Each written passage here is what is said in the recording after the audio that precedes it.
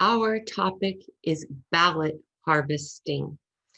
I found out that a man named Ralph Reed is head of what is known as a conservative activist organization.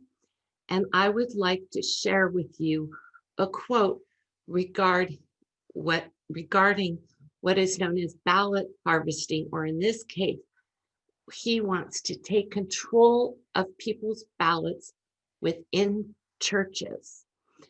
And here's his quote, a quote from Ralph Reed. And so our organization is going to be harvesting ballots in churches, not only specifically white evangelical churches, but also Hispanic and Asian churches, and collecting ballots, unquote. Now, electioneering is a crime. And this is very, very serious. And so I'm going to ask the cards with the permission of Spirit. Oh, and thank you for subscribing. I truly appreciate all the new subscribers, and welcome. My name is Alexia. Who are these people and why are they so desperate? Who are these people and why are they so desperate? I shuffled the cards and did a great energetic clearing on them. And so I want to ask, who are these people and why are they so desperate? At the eight of wands is at the bottom of the deck. What they're saying is there's so much damning evidence against them. That's the hardcore evidence. This is who they are. And this is why they are so desperate. This is who they are. This is the GOP, their strong ties to their party. This is a party politics dynamic where they are aligned with the GOP, and it's an extremely strong alignment. So they feel desperately in need of taking control. As you can see, they're trying to essentially strangle a lion, which is the upcoming election. There are three basic organizations that are based on pulling on people's emotions, specifically fear, anger, and hatred, disappointment. So who these people are playing to and attracting and taking advantage of is through their emotions. And these people are hardcore extremists. They have high emotions about the upcoming election, and they're working together as an organization, a union of three entities. They're also within the Justice Department. That would be the Rosensteins and the Bill Barrs and the Mike Pompeos. They're overseen because this is knowing that they can basically take control without impunity. And this is an immature group of young people who are filled with rage, who are ready to just take very righteous action. Their character is impulsive and passionate.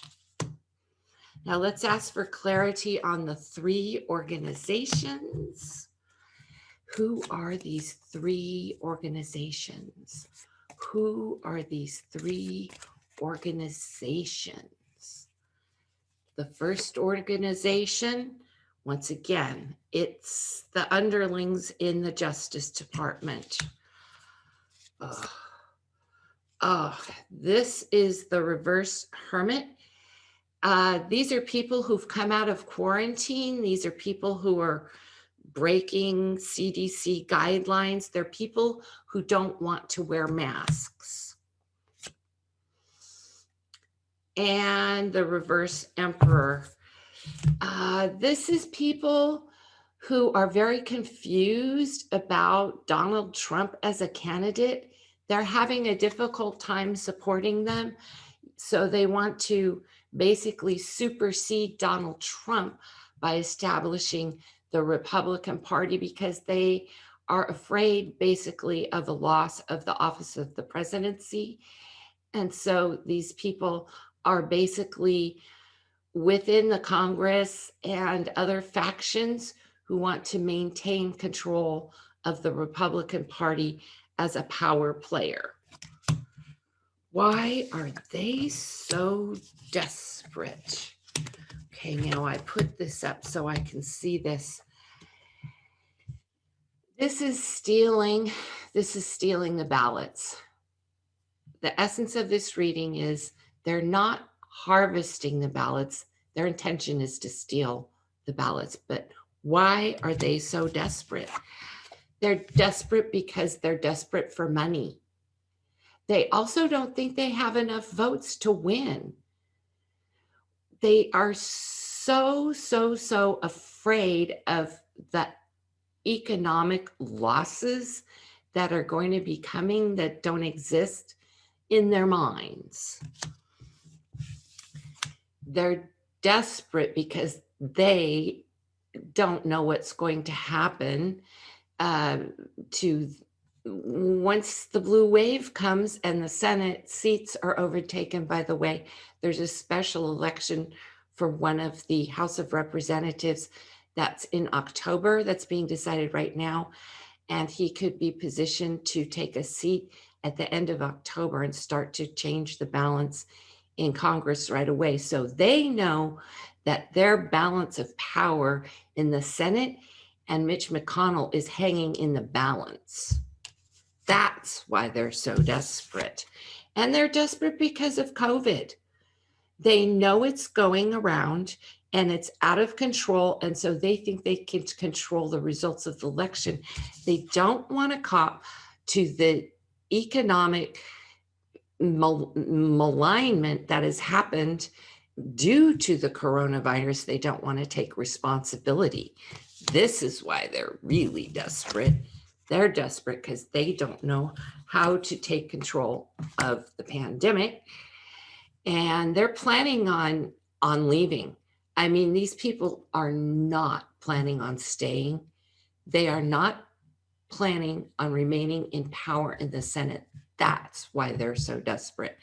They're trying desperately to move evidence and justice and get away without being held accountable. Aha, that's why they're so desperate. Now, our second topic today is the state of California. And there have been fake ballot drop boxes put up in the state of California. Once again, this is ballot harvesting. These are not authorized official ballot drop boxes. So who's behind? Well, we found out who's behind putting up the fake drop boxes. The big question now is, who's going to hold them accountable? Why aren't they being prosecuted? I mean, that is extremely illegal. So the question is, why aren't they being held accountable? Why aren't these people being held accountable for putting up the fake ballot drop boxes in the state of California? And there's other things going on in other states too, state of Montana. And tomorrow we will be reading on the attempt to overtake all the mail-in voting states. I think Trump's going to just try and throw out 5 states worth of mail-in voting results. So the question is, why aren't the people who are committing the electioneering crime for putting up those fake ballot drop boxes? That's ballot harvesting. That's a crime. That's electioneering. Why aren't they being held accountable? Why aren't they being arrested? Why aren't they being indicted? What's going on with that?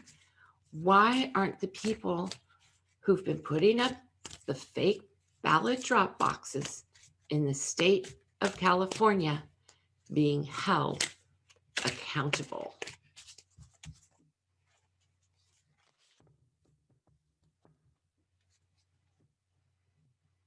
This is an agreement that's been made between 2 parties, two different states.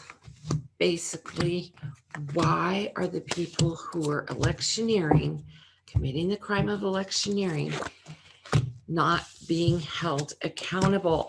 Money. State of California has a lot of money. Somebody's in control of the money. These are loan agreements.